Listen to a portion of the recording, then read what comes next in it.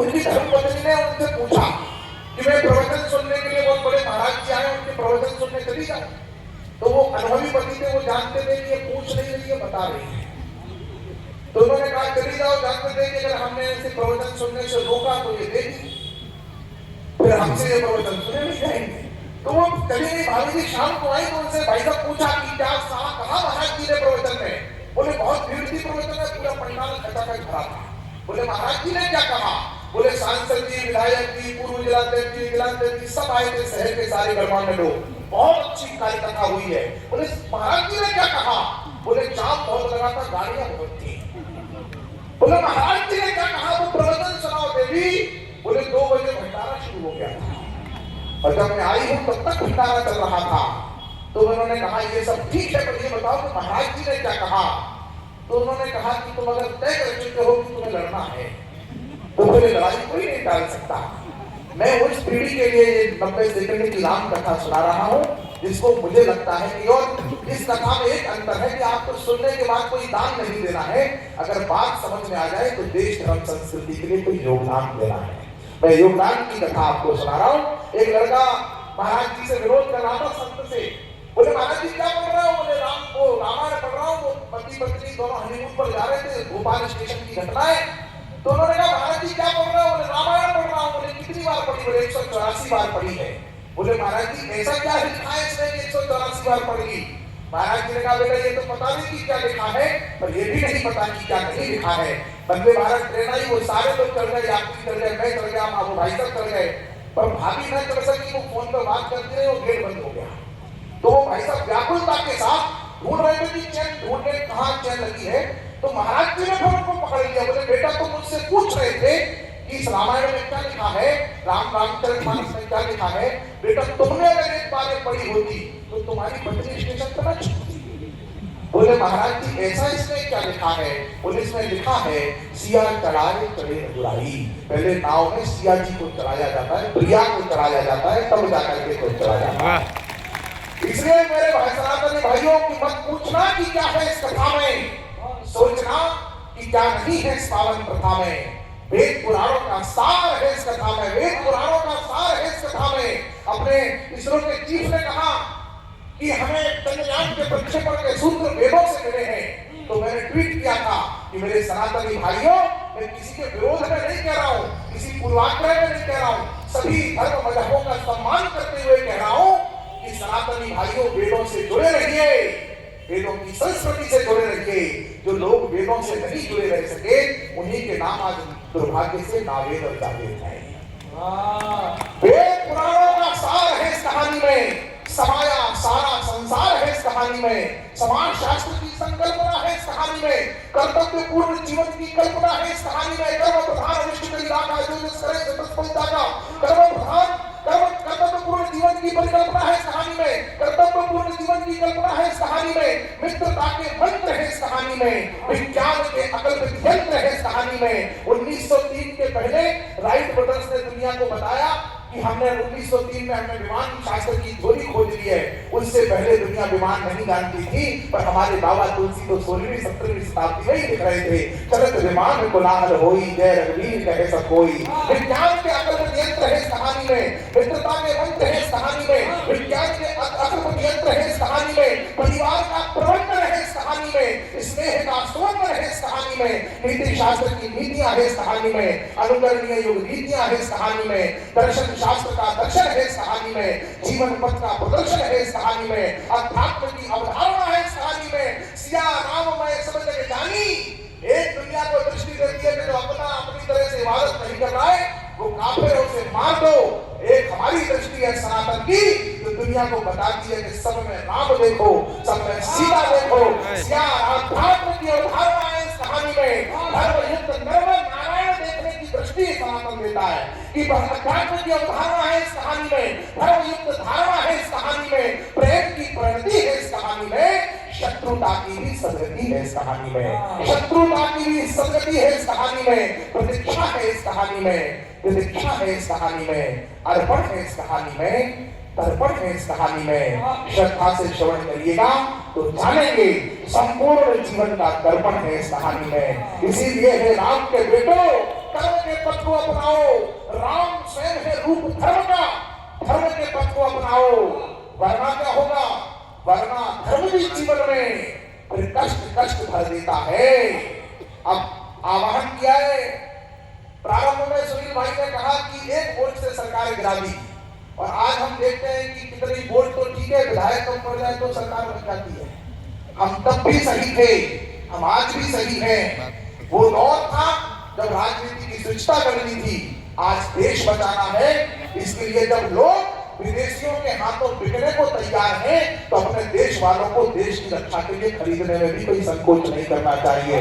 सिर्फ विजय, सिर्फ विजय, सिर्फ विजय, सिर्फ विजय छठ पर चल रही है, अर्जुन की तरह वीरता के पथ पर चल रही है, राम के आदर्श पर चली तो चली थी अटल भाजपा।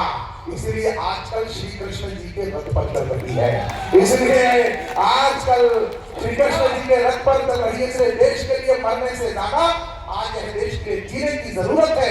पंच परिवर्तन का आह्वान किया गया है, संघ का शताब्दी का 100 वर्ष है।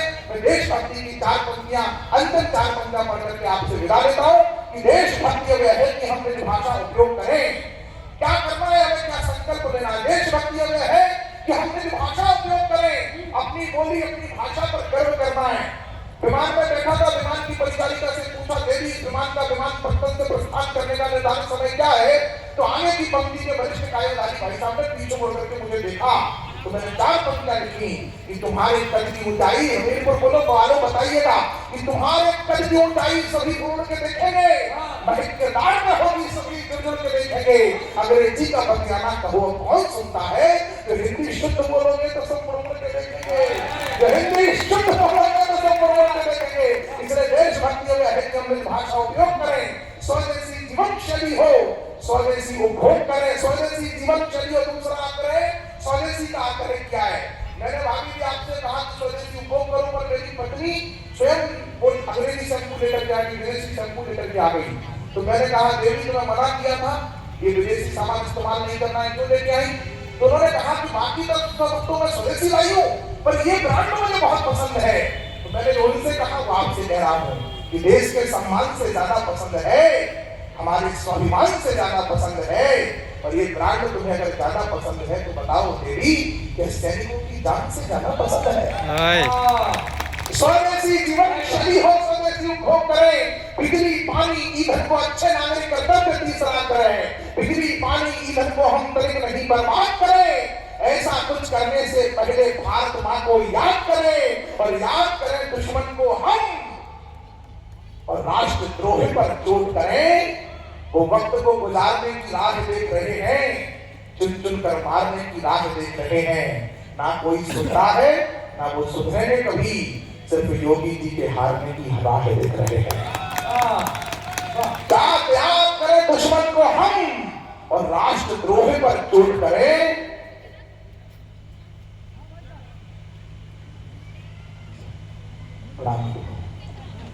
याद करें दुश्मन को हम, और राष्ट्रद्रोह पर चोट करें। 19 साल के लड़के ने पूछा, भैया पहली बार वोट डालने जा रहा हूं, किसको वोट करूं? तो उस लड़के से कह देता कि इसको वोट करो, तो मेरा कभी धर्म खंडित हो जाता, क्योंकि कभी को निष्पक्ष होना चाहिए। और अगर मैं कह देता कि उस पार्टी को वोट करो, तो फिर मेरा धर्म ही खंडित हो जाता। मैंने बीच के मार्ग निकाल करके 4 पंक्तियां कही जो मेरे पहचान की बनी कि ऐसा करना भाई जिसमें मान तुम्हारा हो, सारा भारत जय बोले जयकान तुम्हारा हो, आने वाले वर्षों में तुम्हारे ही पास रहे जो भी अब तक मिलाकर मकान तुम्हारा हो। 32% लोगों ने ताली बजाई है, पर मैंने आपसे कहा था 100% लोग जब ताली बजाते हैं मैं बैठ जाता हूं। मैं फिर 4 पंक्तियां पढ़ रहा हूं कि भारत के 100% लोगों का आह्वान करता हूं कि भारत के गौरव गरिमा के ग्रंथ की रक्षा हो, धर्म सनातन की रक्षा, हर पंथ की रक्षा हो, धर्म सनातन की रक्षा, हर पंथ की रक्षा हो, दिग भी रहे सुरक्षित और दिगंत की रक्षा हो। ऐसा बटन दबाना तुमकी संत की रक्षा हो, ऐसा बटन दबाना तुमकी संत की रक्षा हो। 88% पर अटक गया, ये 4-5 लोग और बजा देंगे तो 4 पंक्तियां और नहीं पढ़ती। इसलिए फिर कह रहा हूं कि मठ मंदिर के शिखर नींव पाषाण की रक्षा हो, शिलालेख पर लिखे हर प्रमाण की रक्षा हो। हमीरपुर वालों पहचानना शिलालेख पर लिखे हर प्रमाण की रक्षा हो, दिव्य भव्य मंदिर के हर परिमाण की रक्षा हो, राम जन्मभूमि के नव निर्माण की रक्षा हो, राम जन्मभूमि के नव निर्माण की रक्षा हो। भाई साहब अकेले आपके कारण 99% पर अटक गया इस भाई आप। फिर 4 पंक्तियां सुना रहा हूं क्योंकि मैं 100% का आदमी हूं कि घर भी बने गरीब का, घर भी बने गरीब का, कुटिया की रक्षा हो, मंदिर तिलक कमंडल और चुटिया की रक्षा हो, खेत पर सोते किसान की खटिया की रक्षा हो, ऐसा बटन दबाना की पिटिया की रक्षा हो, ऐसा बटन दबाना की पिटिया की रक्षा हो। जातिवाद से ऊपर उठकर राष्ट्रवाद पर वोट करें, यह समय देश की दौलत है, एक क्षण भी ना बेकार करो, ऊंचे ऊंचे सपने देखो, सपनों को साकार करो। कहा विवेकानंद ने जैसा, तो हाथ ऊपर उठा करके मुझे विदा करिएगा कि कहा विवेकानंद ने जैसा लक्ष्य महान बनाए हम, सारे जग में सबसे अच्छा हिंदुस्तान बनाए हम, सारे जग में सबसे अच्छा हिंदुस्तान बनाए हम। भारत माता की, भारत माता की, नमः पार्वती पते, हर हर महादेव।